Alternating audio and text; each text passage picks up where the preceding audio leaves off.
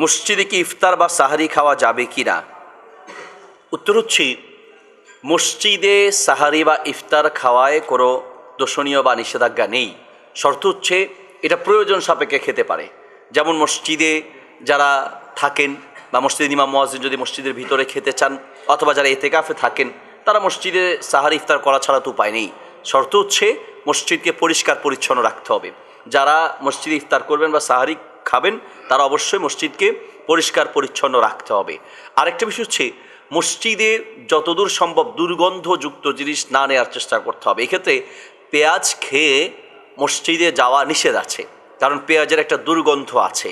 তো যতদূর সম্ভব এক্সট্রা করে পেঁয়াজ মসজিদে না নেয়া, অথবা এই জাতীয় দুর্গন্ধযুক্ত কোনো কিছু মসজিদে না নেয়া।